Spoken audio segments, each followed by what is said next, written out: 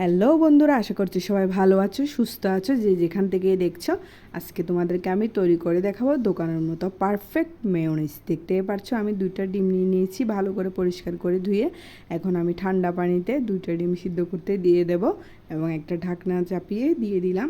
5 minute পরে ফিরে এসে দেখছি আমার ডিমগুলো কিন্তু সিদ্ধ হয়ে গিয়েছে এবং আমি পরিষ্কার পানি দিয়ে ধুয়ে নিয়েছি। এখন আমি ডিমগুলোর খোসা ছাড়িয়ে নেব। দেখতেই পারছো আমি এখানে 4টা ডিম নিয়ে নিয়েছি, তবে আমি 4টা ডিম দেবো না, তাও তোমাদের সুন্দরের জন্য দেখালাম। আমি নিয়ে নিয়েছি 1 কাপ পরিমাণ সয়াবিন তেল, গুঁড়ো দুধ, লেবুর রস, লবণ, ভিনেগার এবং চিনি। এবার আমি নিয়ে নিলাম মিক্সির জার। এখানে আমি দিয়ে দেব 2টা সিদ্ধ ডিম। দেখতেই পারছো আমি 2টা সিদ্ধ ডিম দিয়ে দিয়েছি। এবার দিয়ে দেব লেবুর রস, 1 চা চামচ লেবুর রস দিয়ে দিলাম। তোমাদের স্বাদ মতো তোমরা ইউজ করতে পারো। এবার দিয়ে দেব আমি স্বাদ মতো লবণ, কারণ যার যার পরিমাণ অনুযায়ী জিনিস ইউজ করা ভালো। দিয়ে দিলাম 4টা গোলমরিচ, সাদা গোলমরিচও ব্যবহার করতে পারো। এবার দিয়ে দেব 1 টেবিল চামচ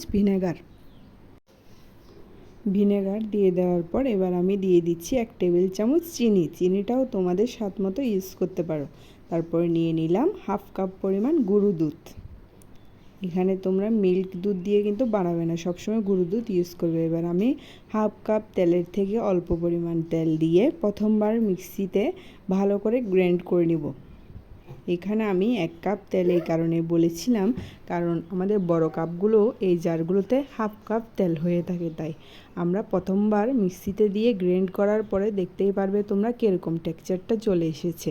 এবার আমরা আবারও অল্প করে সয়াবিন তেল দিয়ে আবারও ভালো করে ব্লেন্ড করে নেব। তোমরা তেলটা অল্প অল্প ইউজ করবে এবং সাথে সাথে করে ব্লেন্ড করতে থাকবে। এবার আমি তৃতীয়বারের মতো আবার অল্প করে তেল দিচ্ছি। তেল যদি কম পারো তাহলে কম ইউজ করার চেষ্টা করবে। আমি কিন্তু অল্প অল্প করে দিয়েই এটা তৈরি করার চেষ্টা করি এবং ভালো করে মিক্সিতে এটা যত বেশি পেস্ট হবে তত সুন্দর হবে। দেখতেই পারছো অনেকবার করার পরে আমাদের মেয়োনিজটা কতটুকু পারফেক্ট হয়েছে। দোকানের চেয়েতেও বন্ধুরা অনেক বেশি খেতে লোভনীয় এবং টেস্টি লাগে। তোমরা এটা বানিয়ে নর্মাল ফ্রিজে রেখে 1 সপ্তাহের মতো এটা খেতে পারো। আর তোমরা যদি মানুষ কম হও, কম করে তৈরি করে খাওয়াটাই ভালো, বেশি দিন বাসি না করে খাওয়াটাই ভালো। তাই আমরা ঘরের মধ্যে এভাবে করে বাচ্চাদের জন্য তৈরি করে থাকি মেয়োনিজ। আমি সুন্দর করে প্লেটে ডেকোরেশন করে নিয়েছি, দেখতে পাচ্ছ উপরে জেলি দিয়ে। আর আমার ভিডিওগুলো যদি তোমাদের ভালো লাগে লাইক কমেন্ট শেয়ার করবে। আসলে আমার তো অত ভালো ক্যামেরা বা ফোন নেই, তাই আমি নর্মাল ক্যামেরা দিয়েই ভিডিওগুলো তৈরি করার চেষ্টা করছি এবং তোমরা পাশে থাকলে আশা করছি ভবিষ্যতে আরও ভালো কিছু করতে পারবো। আমি আমার পদ্ধতিতে এই মেয়োনিজটা তৈরি করলাম।